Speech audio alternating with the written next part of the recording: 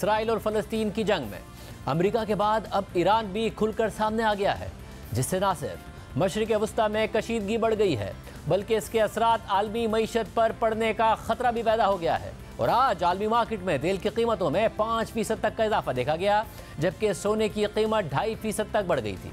और जंग जारी रही तो आने वाले दिनों में आलमी मईशत पर मजीद असरात पड़ सकते हैं, आलमी अमन पर इसके असरात पड़ सकते हैं। इसके अलावा इसराइल ने गजा में ज़मीनी ऑपरेशन का इशारा देते हुए शुमाली गजा के शहरियों को 24 घंटे में जनूबी गजा की तरफ नकल मकानी करने का अल्टीमेटम दिया हुआ है, जिसे आलमी इदारा सेहत ने गजा के जख्मियों और बीमारों के लिए मौत की सज़ा करार दिया है। इस सूरत हाल में आलमी ताकतें आमने सामने आई हुई हैं।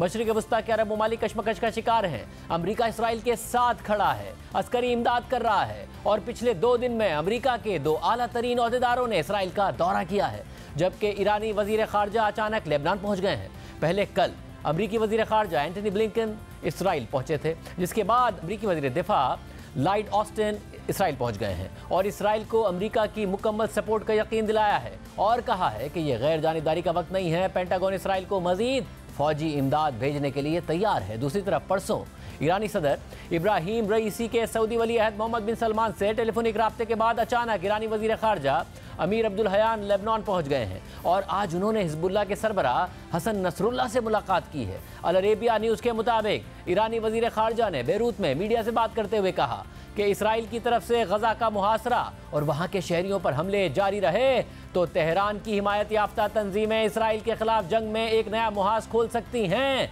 ईरानी वज़ीर ख़ारजा ने कहा कि जंगी जराइम और इंसानी इमदाद की बंदिश की इस सूरत हाल में दीगर मज़ाहमती तंजीमों की तरफ से कोई भी फैसला और इम्कान यकीनन मुमकिन है। इसके अलावा ईरानी वज़ीर ख़ारजा ने हिजबुल्लाह के सरबराह हसन नसरुल्लाह से मुलाकात की। हिजबुल्लाह ने अपने बयान में कहा कि मुलाकात में तारीखी वाक़यात और डेवलपमेंट्स को सामने रखकर हर एक को जो जिम्मेदारियां और पोजीशंस लेने की ज़रूरत है उस पर गौर किया गया, जबकि हिजबुल्लाह के डिप्टी कमांडर ने धमकी दी है कि वो इसराइल के खिलाफ जंग में हमास का साथ देने के लिए मुकम्मल तौर पर तैयार हैं और वक्त आने पर मुदाखलत करेंगे। और ये याद रहे कि हमास और इसराइल की जंग शुरू होने के बाद लेबनान और इसराइल की सरहद पर भी कशीदगी जारी है। हिजबुल्लाह और इसराइली फोर्सेस की कई झड़पें हो चुकी हैं, जिनमें हलाकतें भी हुई हैं और इस वक्त भी इसराइल ने बख्तरबंद गाड़ियाँ, जंगी साजो सामान और फौजी अहलकार लेबनान की सरहद पर पहुंचा दिए हैं। इसराइली दिफाई फोर्सेस का कहना है कि एक धमाके से लेबनान के साथ इसराइल की सरहद लगी हुई सिक्योरिटी बाड़ को नुकसान पहुंचा है। लेबनानी इलाके की तरफ से तोपखाने से फायरिंग का जवाब दे रहे हैं। इसके अलावा इसराइल मुसलसल इल्ज़ाम लगा रहा है कि हिजबुल्लाह ने फ़लस्तीनी जंगजुओं को अपने ज़ेरे कंट्रोल इलाकों से इसराइल पर हमले करने की इजाज़त दी हुई है। मशरिक़ वस्ता में जंग के खदशात अपनी जगह मौजूद हैं, लेकिन इस वक्त गजा में इंसानी अलमिया जन्म ले चुका है। इसराइल ने 6 दिन से गजा का मुकम्मल मुहासरा करके हर चीज़ बंद की हुई है और साथ ही बमबारी भी जारी रखी हुई है और अब ये इशारा भी दे दिया है कि वो गजा में ज़मीनी ऑपरेशन शुरू कर सकता है और गजा पर दोबारा काबिज हो सकता है। इसराइल की तरफ से कल गजा के शहरियों को एक अल्टीमेटम दिया गया कि गजा के शुमाल में रहने वाले 11 लाख अफराद 24 घंटों के अंदर जनूबी इलाकों की तरफ नकल मकानी करें। इसराइली फोर्सेस ने गजा के शहरियों से कहा है कि गजा जंग का मैदान बन चुका है। हमास के जंगजू गजा शहर के अंदर मौजूद टनल्स में छुपे हुए हैं, इसलिए वहां के शहरी अपनी हिफाजत के लिए जनूब की तरफ नकल मकानी करें। इसराइली फ़ौज ने अपने बयान में कहा है कि शुमाली गजा के शहरी उस वक्त दोबारा वापस आ सकते हैं जब इस हवाले से दूसरा ऐलान किया जाएगा, लेकिन कोई भी शख्स इसराइली सरहद के साथ लगी हुई बाड़ की तरफ ना जाए। इसराइली फोर्सेस के इस ऐलान से इशारा मिल रहा है कि वो गजा में ज़मीनी ऑपरेशन की तैयारी कर रहे हैं और मुमकिन तौर पर गजा पर दोबारा कब्जा भी कर सकते हैं। लेकिन हमास ने फ़लस्तीनी शहरियों से कहा है कि इसराइली आर्मी की धमकी एक झूठा प्रोपेगेंडा है, लिहाजा गजा के शहरी अपना इलाका ना छोड़ें और इस वार्निंग को नज़रअंदाज कर दें। इसके अलावा अक़वाम मुत्तहिदा ने इसराइली वार्निंग पर तशवीश का इज़हार करते हुए कहा है कि इतने कम वक्त में इतनी बड़ी नकल मकानी नामुमकिन है और इसके तबाहकुन इंसानी नताइज निकल सकते हैं। लेकिन अहम बात यह भी है कि कल शाम को इसराइल की तरफ से डेडलाइन दिए जाने की खबर आई थी, जिसके बाद 24 घंटे वैसे भी गुजर चुके हैं और आज जब खुद इसराइली वज़ीर दिफा से इस हवाले से सवाल हुआ तो उन्होंने 24 घंटे की डेडलाइन का कोई जवाब नहीं दिया, लेकिन ये ज़रूर कहा कि जो चाहते हैं कि उनकी जान बच जाए तो उन्हें जनूबी गजा की तरफ जाना होगा। इसराइल की यह धमकी इस लिहाज से भी अहम है क्योंकि गजा की कुल आबादी ही 22 लाख है और वैसे ही गजा को दुनिया की गुंजान तरीन आबादी करार दिया जाता है, क्योंकि ये 22 लाख की आबादी बहुत छोटी सी पट्टी पर रहती है। ऐसे में 11 लाख अफराद इतने कलील वक्त में और बमबारी की सूरत हाल में गजा के दूसरे हिस्से की तरफ नकल मकानी कैसे कर सकते हैं। गजा कितना गुंजान आबाद है, इस बात का अंदाज़ा यूँ लगा लीजिए कि इस्लामाबाद का कुल रकबा 906 स्क्वायर किलोमीटर है, जबकि इस्लामाबाद की आबादी 23 लाख है। यानी दोनों शहरों की आबादी बराबर है, मगर गजा का रकबा इस्लामाबाद का 1/3 है, जो कि 365 स्क्वायर किलोमीटर बनता है। और अब इसराइल चाह रहा है कि गजा की आधी आबादी अपने घरों को छोड़कर गजा के जनूबी हिस्से की तरफ चली जाए, क्योंकि इसराइल गजा में हमास के खिलाफ ज़मीनी ऑपरेशन चाहता है और इसका हदफ हमास का टनल्स का यानी कि सुरंगों का नेटवर्क है, जिसके बारे में इसराइल का दावा है कि हमास ने गजा में सुरंगों का एक शहर आबाद किया हुआ है, जहां से इसराइल के खिलाफ कार्रवाइयां की जाती हैं। इसराइल पहले भी दावा करता रहा है कि उसने हमास के इन सुरंगों को निशाना बनाया है, उन्हें तबाह किया है, लेकिन ये सुरंगें आज तक बरकरार हैं, जिन्हें आज भी हमास अपने स्ट्रेटेजिक ऑपरेशंस के लिए इस्तेमाल कर रहा है। इन टनल्स का नेटवर्क आखिर क्या है, ये सुरंगें क्या हैं, इस हवाले से खुद हमास ने कुछ साल पहले 3 सहाफ़ती इदारों को वहाँ तक रसाई दी थी और ये सुरंगें दिखाता रहा और बताता रहा कि वो इसराइल पर हमलों, इसराइली फ़िज़ाई हमलों से बचने और इस असलहे की तरसील के लिए इनका इस्तेमाल करते आए हैं। ये सुरंगों का वो नेटवर्क है जो इस वक्त इसराइली फोर्सेस का हदफ है, जिसे वो मुकम्मल तौर पर ख़त्म करना चाहता है। इसराइल को ये भी खदशा है कि हमास ने इसराइल समेत दीगर ममालिक के यरगमालियों को भी इन सुरंगों के अंदर रखा हुआ है। अलबत्ता खुद हमास ने आज बयान जारी किया है कि गजा पर इसराइली बमबारी के नतीजे में 24 घंटों में 13 यरगमाली भी मारे गए हैं। इसके अलावा 7 दिन से जारी इसराइली बमबारी से अब तक 4 लाख से ज़ायद फ़लस्तीनी बेघर हो चुके हैं। दर्जनों इमारतें मलबे का ढेर बन चुकी हैं। इसराइली फोर्सेस अस्पतालों और एम्बुलेंसेस को भी निशाना बना रही हैं। इसराइली हमलों में तकरीबन 1800 अफराद की अमवात हो चुकी है, जबकि 6388 फ़लस्तीनी ज़ख्मी हैं। बच्चे और ख़वातीन ज़्यादा मुतासिर हुए हैं। गजा में बिजली, पानी, खुराक और ईंधन की रसाई मुकम्मल तौर पर बंद है। ज़ख्मियों के इलाज की सहूलियात बिल्कुल ख़त्म हो गई हैं। आलमी इदारा सेहत ने खबरदार किया है कि अस्पतालों पर 34 हमले हो चुके हैं। फौरी तौर पर ईंधन ना मिला तो अस्पतालों में सारा काम रुक जाएगा। अद्वियात की शदीद किल्लत हो जाएगी, जो पहले ही बहुत ज़्यादा है। और सबसे तशवीश की बात यह है कि इसराइल गजा और लेबनान में की जाने वाली बमबारी में सफ़ेद फास्फोरस इस्तेमाल कर रहा है, जो इंसानों और किसी भी चीज़ को जला कर रख देता है। आलमी इदारे ह्यूमन राइट्स वॉच ने इसकी तस्दीक कर दी है।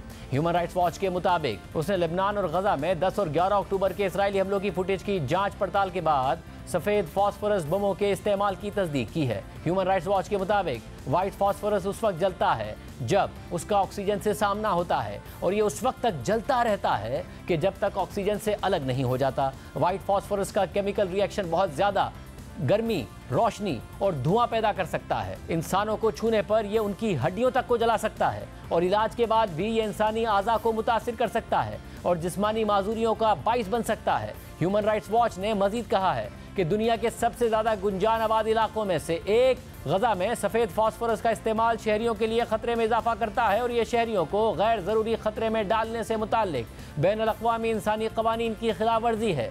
ये इंतहाई तशवीशनाक सूरत हाल है, क्योंकि इतने गुंजान आबाद इलाके में इतने ख़तरनाक ममनुआ हथियार का इस्तेमाल अंदाज़ों से ज़्यादा नुकसान पहुँचा सकता है। दूसरी जानिब हमास के इसराइल पर हमलों में मरने वालों की तादाद 1300 हो गई है और 3400 ज़ख्मी हैं। इसराइल समेत दुनिया अब भी परेशान है कि हमास ने इतनी बड़ी कार्रवाई कैसे कर दी, जिसने इसराइल को इतना बड़ा नुकसान पहुंचा दिया। इस हवाले से खुद हमास ने इस ऑपरेशन की तैयारी की वीडियोस जारी की हैं, जिनमें नजर आ रहा है कि हमास ने हमले की तैयारी इसराइल की नाक के नीचे की थी। अमरीकी टीवी CNN ने इन वीडियोस का जायजा लेकर खुद तज्जिया किया है कि गजा की पट्टी में हमास ने 6 ट्रेनिंग कैंप्स बनाए हुए थे, जिनमें से एक कैंप सरहद पर इसराइली फौज से सिर्फ 720 मीटर की दूरी पर था। देखिए हमास ने किस तरह इस ऑपरेशन की तैयारी की थी।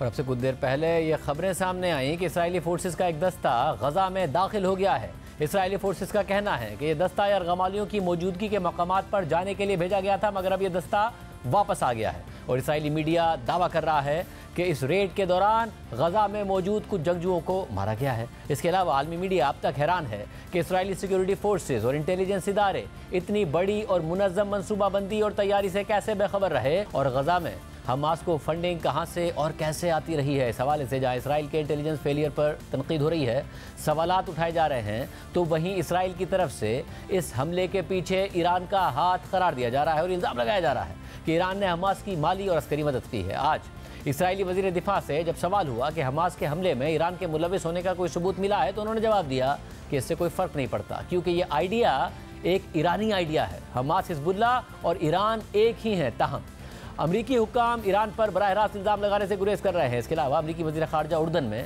फ़लस्तीनी सदर से मुलाकात के बाद कतर पहुंचे हुए हैं। पूरी सूरत पर बात करेंगे। मशरिक़ वस्ता के उमूर के माहिर डॉक्टर कामरान बुखारी हमारे साथ मौजूद हैं। कामरान बुखारी साहब, बहुत शुक्रिया मुझे ज्वाइन करने के लिए। डॉक्टर कामरान बुखारी साहब, ये बताइएगा कि जिस तरह सूरत हाल बढ़ रही है और जिस तरफ जा रही है, इस ज़ाहिर अमेरिका मुकम्मल तौर पर साथ खड़ा है, उनके सेक्रेटरी ख़ारजा आते हैं, सेक्रेटरी दिफा आते हैं इसराइल, मगर साथ ही ईरान की तरफ से उनके वज़ीर ख़ारजा का लबनान जाना, हसन नसरुल्लाह से मुलाकात करना, हमलों के हवाले से एक सख्त स्टेटमेंट देना, क्या सूरत हाल खित्ते की जंग की तरफ जा रही है खुदा न खास्ता? देखिए, रिस्क तो बहुत ज़्यादा है खित्ते के अंदर जंग का। ये मशरिक़ वस्ता के अंदर बड़ी जंग हो सकती है। ये पिछली जो गाज़ा से इजराइल गाज़ा, इजराइल हमास की जो लड़ाइयाँ हमने देखी हैं, जंगें देखी हैं 2008 से लेके ये पिछले हफ्ते तक, ये उससे बहुत मुख्तलिफ है। उसकी नौइयत बहुत मुख्तलिफ है, क्योंकि एस्केलेशन जो हमास ने किया है ना, जिस लेवल की कार्रवाई की है, और फिर ये अचानक उनके पास ट्रेड क्राफ्ट नहीं आया है, ये जो है कहीं से आया है, और जाहिर है इसमें ईरान मुलव्वस है, हिजबुल्लाह भी मुलव्वस है। तो ये अब अगर आप इजरायली पॉइंट ऑफ व्यू से देखें तो अब वो मतलब पिछले जुमे पे वापस जाना जो है बहुत मुश्किल हो चुका है। There is no going back. अब हालात ऐसे हैं कि इतने लोग मारे जा चुके हैं कि अब मुझे लगता है कि कम से कम गाजा के अंदर, गजा की पट्टी के अंदर हमास जो है, सॉरी इसराइल जो है, वो हमास के खिलाफ रेजीम चेंज करने के चक्करों में। तो लेकिन देखना ये है कि ईरान का क्या मूव होगा। कुछ खबरें आ रही हैं कि हिजबुल्लाह ने दोबारा से कोई रॉकेट फायर किया है, कुछ दिन पहले भी किया था। तो हालात जो है वो खासे बेकाबू हो रहे हैं, लेकिन आई थिंक कि इसको मॉनिटर करना बहुत ज़रूरी है क्लोजली। ये कुछ कहना कबल अज़ वक्त होगा। और ये भी बताइएगा कि सऊदी अरब की तरफ से अब से तकरीबन 3 हफ्ते पहले ही क्राउन प्रिंस ने इंटरव्यू दिया, अमरीकी चैनल को बात की कि करीब आ रहे हैं इसराइल और सऊदी अरब। अमरीका की तरफ से एक प्रपोज प्लान है, मगर उन्होंने पैलेस्टाइन के मसले की भी बात की कि वो चाहते हैं कि फ़लस्तीन का मसला भी अपनी जगह पर हल हो, और वो बहुत अहम है। नॉर्मलाइज हो रही थी सिचुएशन, आगे बढ़ रही थी सिचुएशन, आपको लगता है उसको ब्रेक लग गया है या आर्जी तौर पर ही ब्रेक लगा है? देखें, कितनी देर का ब्रेक लगा ये कहना बहुत मुश्किल है, लेकिन मैं नहीं समझता कि इतनी दूर आकर तो फिर से जो है मतलब ये कोई मुकम्मल तौर पे मुनक़ता हो गया जो है सिलसिला। लेकिन फिल वक्त जो है आई डोंट थिंक एनीबडी कोई इस पोजीशन में है कि वो उस मौजू के ऊपर बात कर सके। देखें, इस चीज को जानबूझ के टॉर्पीडो किया गया है। ये हमास, हिजबुल्लाह और ईरान ने मिलके उस पूरे प्रोसेस को टॉर्पीडो किया है। तो ये अब जो है बड़ी सीरियस नौइयत की सिचुएशन है। जो अमरीकी बिहेवियर है, जो इसराइली बिहेवियर है, वो इस चीज़ की निशानदेही कर रहा है। और फिर देखें, इजिप्ट को भी बहुत ज़्यादा खदशात हैं कि अगर जो है रेफ्यूजीज उनके मुल्क में आ जाएं तो फिर क्या होगा। सो ये जो है अब सिचुएशन, और फिर वेस्ट बैंक के अंदर अगर जो है ये चीज़ फैल जाती है तो फिर उस सूरत हाल में क्या होगा। उर्दन के जो बादशाह हैं वो जो है ना वहाँ पे परेशान बैठे हुए हैं। तो ये आई थिंक कि जो पीस प्रोसेस था वो जो है फॉर द फोर्सिएबल फ्यूचर जो है वो यूँ समझिए कि वो एक पॉज बटन लग गया है, क्योंकि इस वक्त जो इमीडिएट इशू है वो ये है कि इसराइल का इम्पेरेटिव है हमास को अपना रिस्पॉन्ड करना, और दूसरी जानिब जो ईरान, हिजबुल्लाह और हमास का इत्तेहाद है उनका इम्पेरेटिव ये है कि किसी तरीके से ये जो भी कार्रवाई इसराइल करता है उसको उसके अंदर बेसिकली अपने आप को प्रोटेक्ट करना और मेंटेन करना।